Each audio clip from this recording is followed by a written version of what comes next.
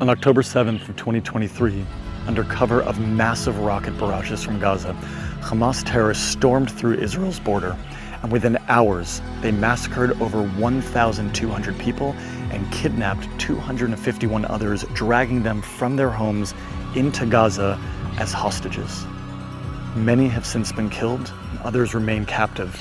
And of those who have been released, few have spoken in detail publicly about their time in captivity. Keith and Aviva Siegel are among the hostages who have come back. From the small farming kibbutz of Kfar Aza, they were violently abducted that morning. Aviva was held for 51 days and Keith for 484 days. Now they've agreed to share their story, so we walked with Keith and Aviva at a kibbutz in the north where they currently reside. Their testimony gives us a detailed, first-hand account of life as a hostage. And their story is in places disturbing, and it's also deeply moving. I'm Eli Katzoff, and this is Through the Land.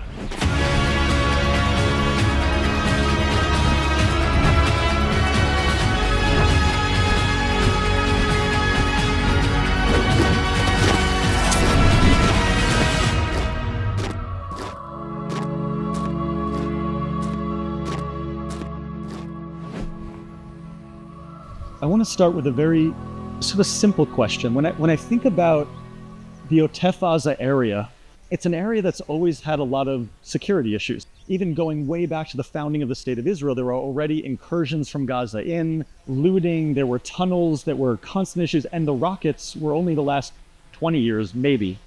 And you both, as immigrants to Israel, decided to move there. We moved to Kfar Aza in 1983.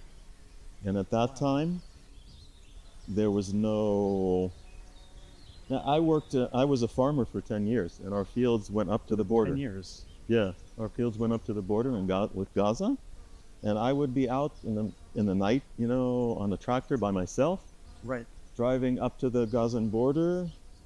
And actually, not so long before we moved there, in 1983, people would go into Gaza. They would go into Gaza, yes.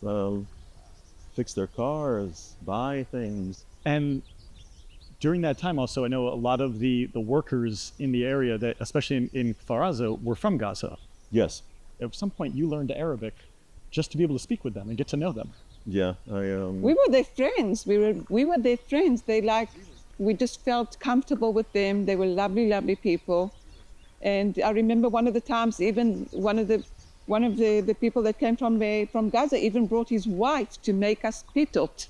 But everything changed a long, long time ago, because we really changed suffered. When Hamas took over. Really? The Gaza Strip. We had lots and lots of rockets on Kfar Aza. It was just, I was scared all the time because there was no alarm. It used to just fall in the middle of nowhere during the night, during the day. I was scared for my kids. Aside from just the danger that was over this impending doom of a fence into Gaza, what's life like in the area? It was like lots and lots of friends and lots of meals together in the dining room. There was a dining room that we used to eat together. We would celebrate all the holidays together. A very close-knit community. Gotcha. And a lot of time spent together. And a lot of time with children. And as Aviva said, the security, amongst the 95% of the time that it was heaven. And before Hamas took over the Gaza Strip, it was 100% of the time heaven. I want to bring us to October 7th. 6:30 a.m., these massive rocket barrages start raining down from Gaza in this essentially sneak attack. You have rockets flying all out, not just into the Kfar Aza area, not just the Gaza envelope, but all the way as far as Tel Aviv and even further. And you both run into your mamad, your safe rooms, which is normal, doesn't have locks on it because they're meant to be protection from falling rockets. And then pretty quickly, you become aware through group chats and things that there are infiltrations from Gaza where gunmen from Gaza are riding into communities, and what we now know, we're slaughtering people left and right. 15 Hamas gunmen, roughly, barge into your safe room. They pin you up against walls. Keith, I think they shoot you in the hand? That was a little later on. Yeah, in the safe room, they shot into the safe room. They shoot into the safe room? Yeah, They shot into the safe room and brutally forced us out of the safe room. And when they took us, they shot all around us, and Keith was walking very slowly. I heard that Keith was almost a little bit pretending to be a little more in shock, hoping it would slow them down. Yeah. There was no army came. The hope was Yeah. the army would come, correct? Exactly. And then eventually they pull you into a car. No, first of all, they pushed us and they broke Keith's ribs. They broke his ribs right then. They shot at us from behind, trying to... So they're pulling you towards this car, shooting you from behind. Your ribs at this point are broken. Yeah, I was injured Chaos. here. And they then get you in this car and they start to drive you. It was So they Keith's car. take Keith's car. In the company car, yeah. One of the terrorists was sitting next to me, and he had this knife in front of my face and Keith's face. And the one in front that was sitting next to the driver, he had a gun that was pointed to us. I heard something about a moment where you might have thought of even trying to jump out of the car. Yes, I was actually just thinking about that. Yeah. I told Aviva, I said they're kidnapping us into Gaza. Could they understand what you were saying, do you think? Well, Aviva was sitting to my left, Okay. and the terrorist was sitting to Aviva's left in the back seat, and two in the front. I whispered into her ear. Anyway, Aviva didn't agree, and I agreed with Aviva. And The only thing that I said to him all the time, they're going to kill us, they're going to kill us, they're going to kill us. And I tried to help him calm down, because it wouldn't have been possible. If he would have tried to do that, we wouldn't be here.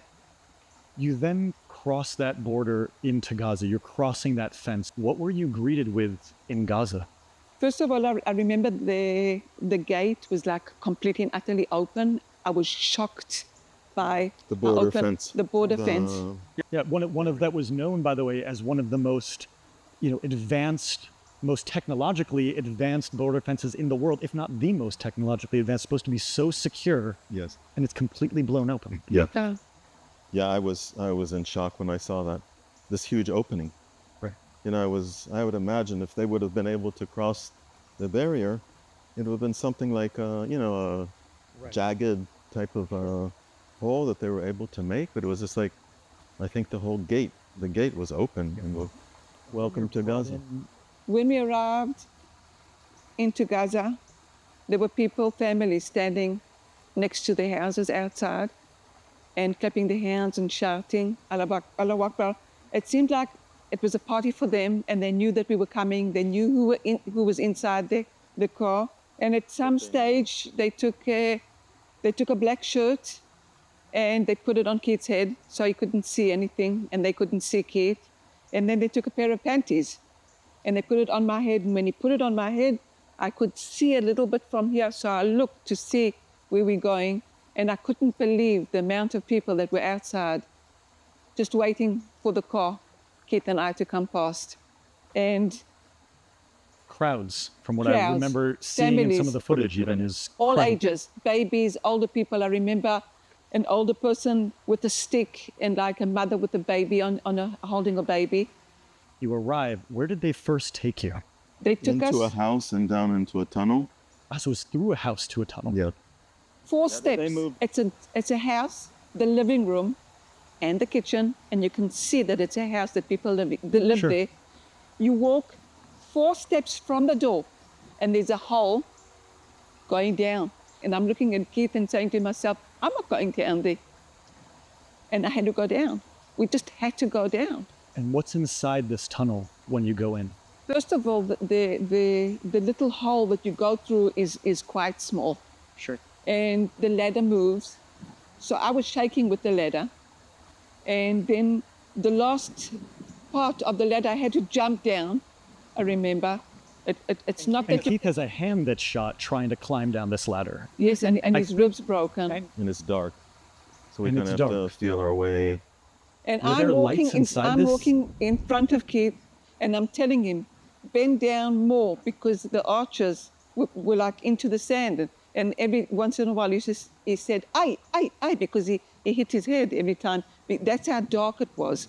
It's very hot, humid, and we just walked. The first tunnel that we were in wasn't so far, but we walked, and they took us like into a little arch niche, and it's the size of like 3 yoga mats. That's the size of it, and a little bit more. And we're sitting there. They told us to sit. And then a couple of minutes later, somebody from the kibbutz came down, and he was full of blood. And They brought in a young man from Kfar Aza. And he said, don't worry, some of the blood is from the dog that they killed.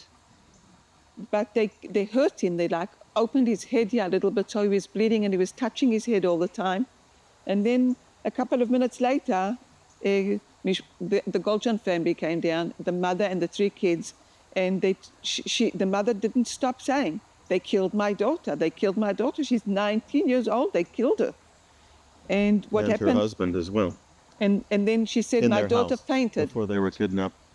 And my husband, Nadav, was trying to protect us, and they shot him in front of my eyes, in front of my kids' eyes. And now their they're father kidnapped, and now they're in this And tunnel. now they're kidnapped. If I heard this correctly, out of the 51 days, Aviva, that you were in captivity, it was at least 13 different places that they moved you to, which means almost every third or fourth day you were moving to a different location. How did they move you? They brought us clothes.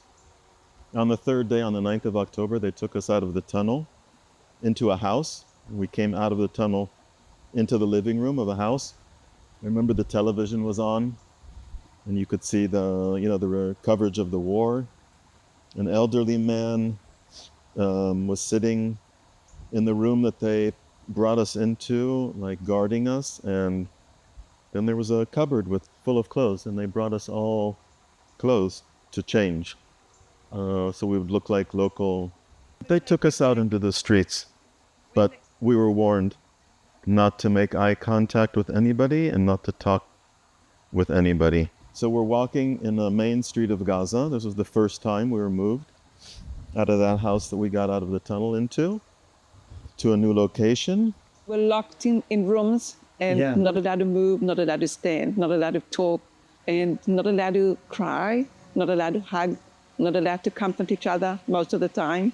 What were you eating during this time? I lost 10 kilos in 51 days. 10 kilos. 10 kilos. Keith lost in Gaza more than 30 kilos. And they used to eat in front of us and smile. They used to come into the room chewing so many times. During the 51 days that Aviva and I were together, we were in one apartment where we saw a little bit of the 3 children, young children, but they were 3, 2, and 1 years old, or less than 1 years old. They would bring them into our room. Did the children interact with you when they were brought in, or was it just a sort of showing you off to them? What was the... Well, one of the times the rockets from that building were coming out to Israel. They were shooting rockets from the building? Rockets from the buildings. I used to look at the ceiling, move, and count the cracks, because we were in buildings and houses that the rockets came out of those houses. And which also then made those houses targets for the Israeli military. The father of the 3 children used to come in with the 2 older ones, and when it happened, he used to stand next to them and clap hands and say, beautiful, beautiful, for killing. I'm a teacher for children. I was shocked at the age of the 2 years old, clapping hands for killing. It happened not once, not twice, but every time it happened. So many times that they used to just stand there and clap their hands. After a few days of being there, the IDF started bombing Gaza. And you were there. I mean, the house was shaking, and the noise, I'm not sure if that's the right word, all of these explosions were very, very intense and very, very frequent. There was a second tunnel. We arrived to this house, and they opened the door. It was like a small storage room that you could see there was lots of things that were on the hole, that they could put on the hole, that nobody could see the hole. But they moved the things for us to go down, and we're walking down and we can hardly breathe. And we're sitting there underneath the ground, and they said that it's 40 meters. The Hamas terrorists said to us, it's 40 meters underneath the ground, and there's a city here. I couldn't see anybody, but I knew that looking at Keith and looking at the girl with me, we could hardly breathe. there was no air. There was no oxygen left for us to breathe.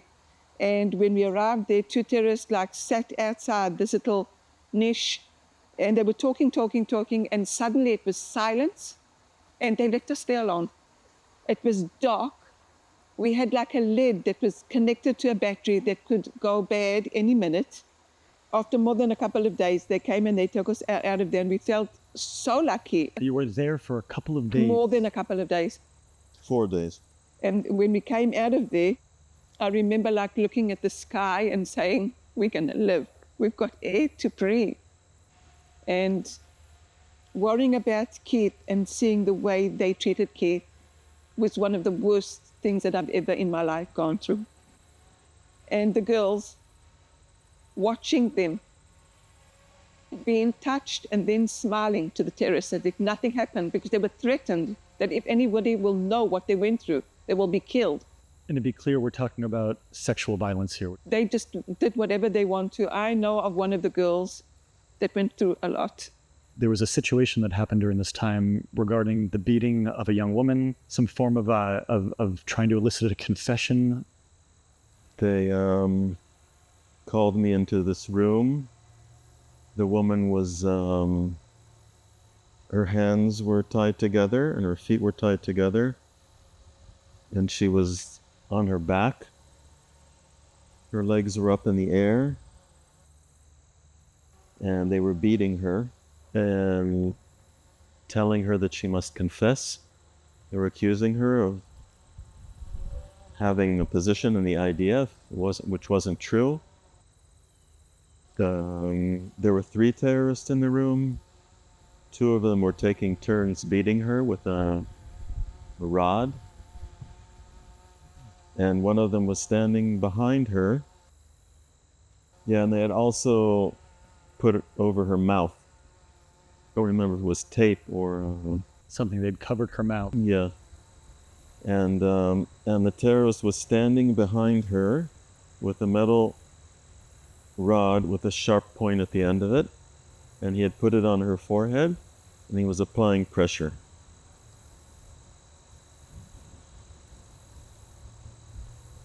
And I was, I'm not sure. I was just in a situation where witnessing this torture.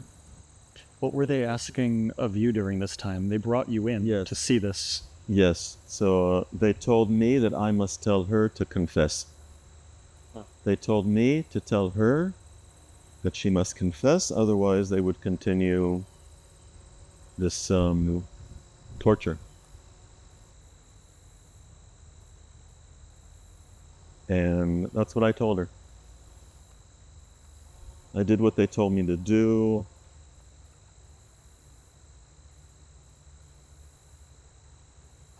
I feel terrible that I wasn't able to stop this horrible situation she was in. Feel really, really bad, and as time goes on, it's like the fact that I did not stop it somehow. I don't know how I would have or could have, but the fact is that I did not. And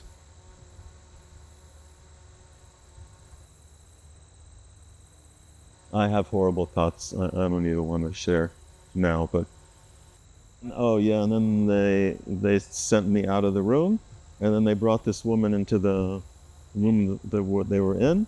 We were in, and they put her down on her knees, and the terrorist had a pistol that he put to her head and told her if she does not confess, he's going to kill her. And this was right, and like you were standing, I'm right in front of witnessing this.